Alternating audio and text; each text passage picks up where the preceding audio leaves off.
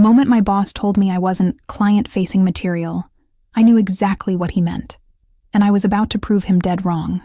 My name is Maya Rodriguez, and I've been breaking barriers in corporate America for 15 years.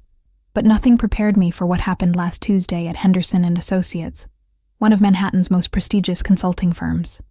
I was sitting in the conference room on the 32nd floor, watching the city pulse beneath us through floor-to-ceiling windows.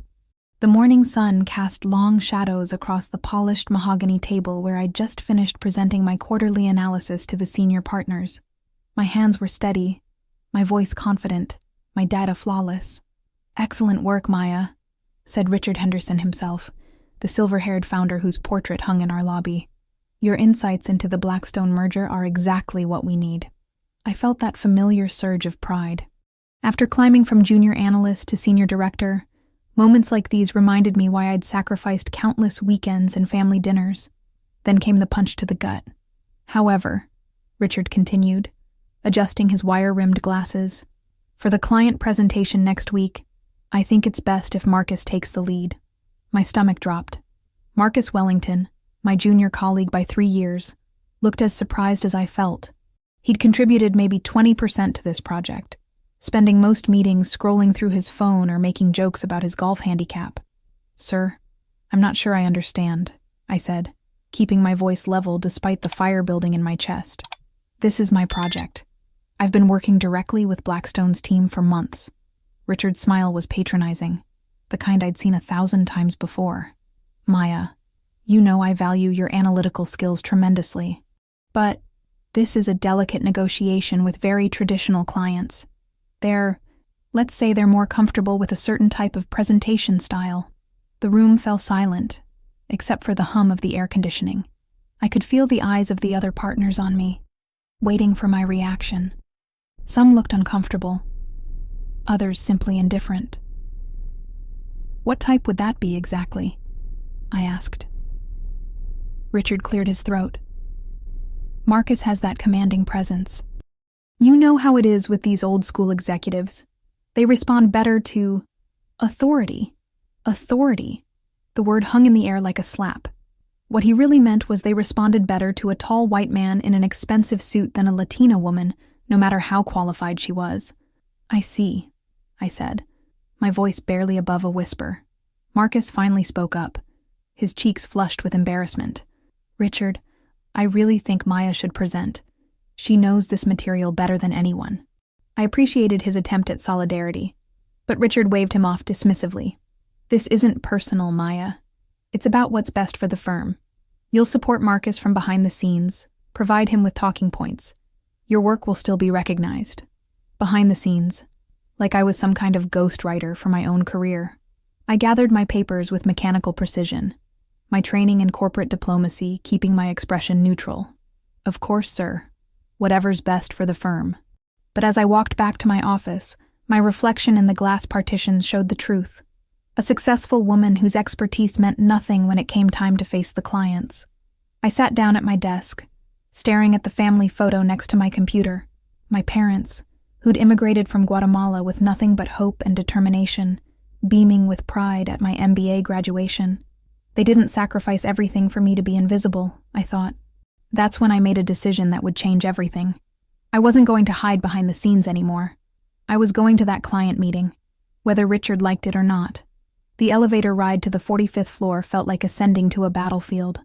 I checked my reflection one more time, straightened my navy blazer, and reminded myself, I belonged here. 3 days had passed since Richard's devastating announcement, and I'd spent every moment planning my next move. I knew exactly what I had to do, but it required perfect timing and a little creative interpretation of company policy. I'd done my homework on Blackstone Industries' leadership team. Their CEO, Patricia Chen, had built the company from a small tech startup to a billion-dollar enterprise in just 8 years. She was known for being direct, data-driven, and completely intolerant of incompetence. Perfect. My phone buzzed with a text from Marcus. "Maya, you sure about this? Richard's going to lose it." I typed back quickly. Let me worry about Richard. The truth was, I'd found a loophole. Our company handbook stated that any employee who had direct client contact for over 6 months could attend relevant client meetings at their discretion. I'd been corresponding with Blackstone's team since the project began, technically making me eligible to be there. The Blackstone Industries headquarters occupied 3 floors of the Chrysler Building, and walking through their lobby felt like stepping into the future. Everything was sleek glass and chrome, with digital displays showing real-time market data from around the world. I arrived at the conference room 5 minutes before the scheduled meeting. Through the glass walls, I could see Marcus pacing nervously, checking his notes for the 100th time. Richard stood beside him, gesturing emphatically as he gave last-minute instructions. When they saw me approaching, Richard's face went through several shades of red. "Maya, what are you doing here?" he hissed as I entered the room. "Client Liaison Protocol, Section 4.2, I said calmly, setting my laptop bag on the table. "I've been their primary contact for 6 months. I have a right to be here." Marcus looked like he wanted to disappear into the floor. "Maya, I don't want this to be awkward." "It's not awkward for me," I said, giving him a reassuring smile. "We're a team, remember?" Before Richard could respond, the door opened and Patricia Chen walked in, followed by her CFO, David Kim, and their head of acquisitions, Jennifer Walsh. Patricia was smaller than I'd expected, barely 5 feet tall, but she commanded the room the moment she entered. "Good morning, everyone," Patricia said, her voice crisp and professional. She scanned our group with sharp eyes that missed nothing. "I'm looking forward to seeing what you've prepared for us." Richard stepped forward, his politician smile firmly in place. "Ms. Chen, such a pleasure to see you again. I'd like you to meet Marcus Wellington, our senior director, who will be presenting today's analysis." Patricia's gaze shifted to Marcus, then to me, then back to Richard. "And who is this?" "Maya Rodriguez," I said, extending my hand before Richard could answer. "I'm the lead analyst on your project. I've been working with your team since February." Patricia's handshake was firm and brief. "Ah, yes, Maya. You're the one who caught the discrepancy in our Q2 financials. Saved us quite a bit of embarrassment." I felt a surge of validation. "Just doing my job, Ms. Chen." "David mentioned you've been incredibly thorough in your analysis," she continued. "I'm looking forward to hearing your insights." The silence that followed was deafening. I could feel Richard's panic radiating across the room, while Marcus looked like he was about to be sick. "Actually," Richard interjected quickly, "Marcus will be handling the presentation today. Maya is here in a supporting capacity." Patricia's eyebrows rose slightly. "I see. Well, shall we begin?" As Marcus fumbled with his laptop, trying to pull up the presentation slides, I caught Patricia watching the interaction with the calculating gaze of someone who'd built an empire by reading people and situations. The first 5 minutes of Marcus's presentation were painful to watch. He stumbled over basic terminology, confused our quarterly projections, and at one point actually called their company Blackwater instead of Blackstone. Patricia's expression grew colder with each mistake. Finally, she held up her hand. "I'm sorry, but I think there might be some confusion here," she said, her voice cutting through Marcus's nervous rambling. "Mr. Wellington, you seem unfamiliar with the details of your own analysis." Marcus's face was now the color of a ripe tomato. Well, you see, Ms. Rodriguez," Patricia said, turning to me. "Perhaps you could clarify the methodology behind the market penetration projections?" This was my moment. I stood up, my heart pounding, but my voice steady. "Absolutely, Ms. Chen. Our analysis shows 3 distinct market entry strategies." The room transformed the moment I started speaking. Gone was the awkward fumbling, replaced by the sharp precision of someone who knew every number, every trend, every implication by heart. "Our primary recommendation," I continued, clicking to the next slide with practiced ease, "is a phased acquisition approach that minimizes regulatory hurdles while maximizing market integration." Patricia leaned forward, her full attention now focused on me. "What's your timeline for regulatory approval?" "Based on similar acquisitions in the sector, we're looking at 14 to 18 months for full approval," I replied without hesitation. "However, we've identified 3 strategic partnerships that could accelerate the process by up to 6 months. I could see Richard in my peripheral vision, his knuckles white as he gripped the edge of the table. Marcus had essentially disappeared into his chair, no longer even pretending to be part of the presentation. Interesting, David Kim interjected, leaning back in his leather chair. Our internal projections suggested 20 to 24 months. What's driving your optimism? This was exactly the kind of detailed question I'd been preparing for. 2 key factors. First, the regulatory landscape has shifted significantly since the Morrison Tech merger last year. The precedent they set has streamlined approval processes for technology acquisitions. Second, your company's clean compliance record gives you a significant advantage. I clicked to a detailed timeline chart I'd created. If you look here, you can see how front-loading the regulatory documentation actually creates efficiency gains throughout the entire process. Jennifer Walsh, who'd been quiet up until now, spoke up. What about the cultural integration challenges? That's been our biggest concern with previous acquisitions. I smiled, knowing this was where my analysis really shined. That's actually our strongest recommendation. Rather than the traditional top-down integration model, we're proposing a parallel leadership structure for the first year. I advanced to a slide showing organizational charts. This allows both companies to maintain their innovative cultures while gradually identifying the most effective leadership combinations. Our modeling shows this approach increases employee retention by 23% and maintains productivity levels during the transition. Patricia was nodding slowly, making notes on her tablet. You've clearly thought this through comprehensively. What about the financial projections? David, you had concerns about the revenue synergies. I glanced at David, who was now leaning forward with interest rather than skepticism. The traditional approach assumes linear synergy realization, I explained, bringing up our financial models. But our analysis of comparable acquisitions shows that synergies actually compound exponentially in months 18 through 24. I walked them through the detailed financial breakdown, showing how our conservative estimates still projected returns 15% higher than their internal calculations. Every question they asked, I had an answer. Every concern they raised, I'd already addressed in the analysis. 45 minutes later, I concluded the presentation to a room that felt completely different from the one I'd entered. Patricia was smiling, actually smiling, and David was already making notes about next steps. Ms. Rodriguez, Patricia said, closing her tablet with a definitive click. That was exactly what we needed to see. Your analysis is thorough, realistic, and actionable. Thank you, Ms. Chen. I'm passionate about this project. That much is obvious, she replied, then turned to Richard. Mr. Henderson, you have an exceptional analyst here. I hope you're utilizing her talents appropriately. The question hung in the air like a challenge. Richard's smile looked painted on as he nodded. Absolutely. Maya is a valued member of our team. Good, Patricia said, standing to indicate the meeting was over. Because we'd like to move forward with this proposal, and we want Ms. Rodriguez as our primary point of contact throughout the implementation process. I felt like I'd just been struck by lightning. Primary point of contact meant leading the entire project, managing a team of analysts, and working directly with Blackstone's executive team for the next 2 years. That would be wonderful, I managed to say, trying to keep the excitement out of my voice. As we shook hands goodbye, Patricia leaned in slightly. Between you and me, she said quietly, I've been in enough meetings to know when someone's being sidelined. Don't let them dim your light.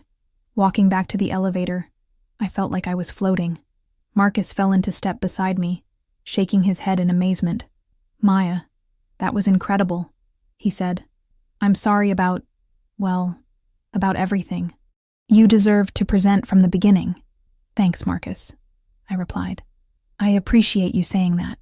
Richard remained silent during the entire elevator ride down, but I could practically hear the gears turning in his head. The political calculations, the face-saving maneuvers, the way he'd spin this back at the office. But none of that mattered now. I'd proved that competence speaks louder than assumptions, that preparation trumps prejudice, and that sometimes the best way to break through a glass ceiling is to shatter it completely. Walking back into the Henderson & Associates office felt like returning to a different world. Word had already spread about the Blackstone meeting, and I could feel the shift in how people looked at me, with a mixture of respect, curiosity, and in some cases, barely concealed resentment. The first person I encountered was Jennifer Park, one of the junior analysts who'd always been friendly but distant. She practically ran up to me as I stepped off the elevator. Maya, is it true? Did Patricia Chen really request you specifically for the project leadership? News travels fast, I said with a smile. The partners are in emergency session, Jennifer whispered, glancing toward the conference room where I could see several senior figures gesturing animatedly behind frosted glass.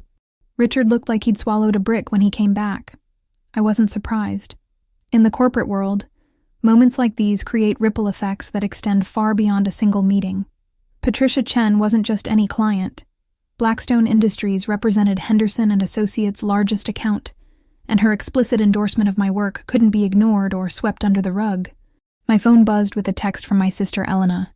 Mom saw the news alert about your promotion. She's crying happy tears and already planning a celebration dinner. Promotion?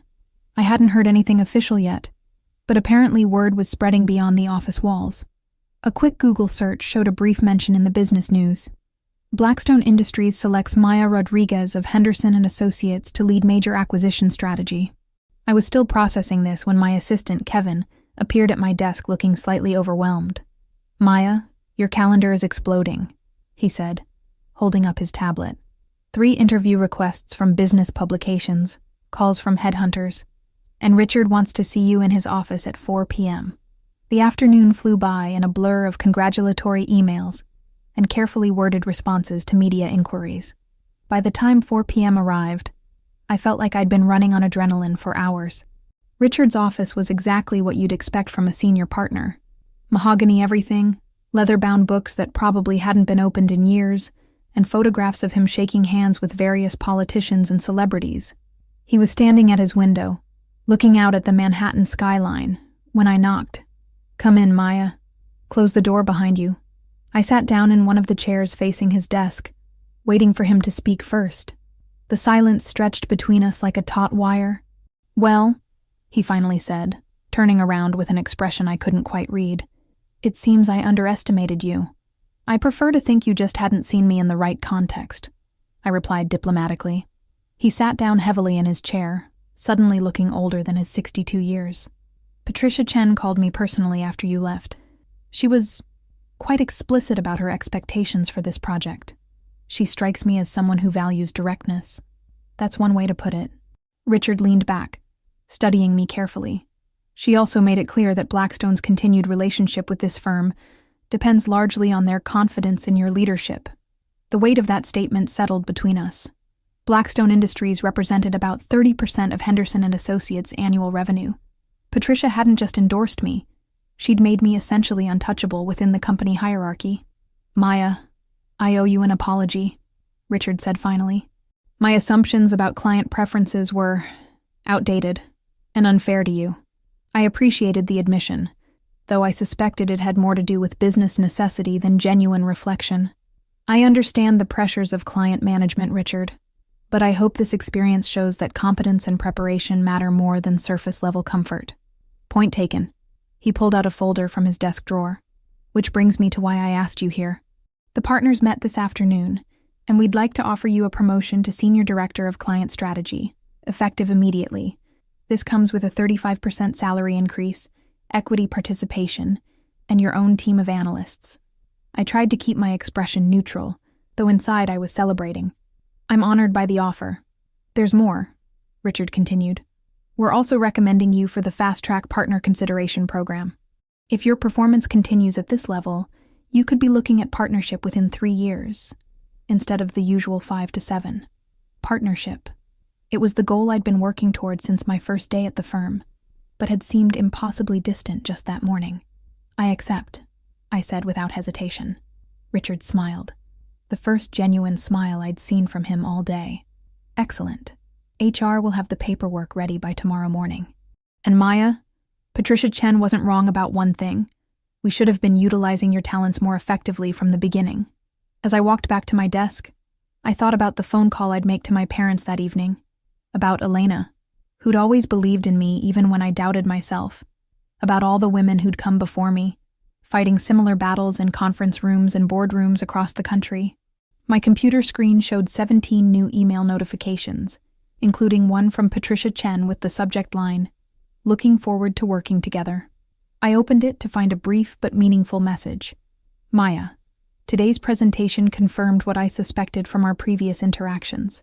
You're exactly the kind of leader this industry needs more of. Don't let anyone convince you otherwise. As I packed up my things that evening, I caught my reflection in the dark window. The same woman who'd walked into that conference room this morning, but somehow different, stronger, more certain of her place in this world. The elevator doors opened, and Marcus stepped out, looking relieved to see me. "Maya, I wanted to catch you before you left," he said. "I just wanted to say congratulations and, well, I learned something important today about making assumptions." "We all did," I replied. "But that's how we grow, right?" As I walked out into the New York evening, the city lights stretching endlessly in every direction, I realized this was just the beginning. Tomorrow would bring new challenges, new obstacles to overcome, and probably new people who would underestimate what I could accomplish. But tonight, I was just Maya Rodriguez, a woman who'd refused to be invisible, who'd turned skepticism into opportunity, and who'd proved that sometimes the best response to clients won't take her seriously is to let your work speak for itself. The handshake had been firm, the presentation flawless, and the message unmistakable. I was here to stay.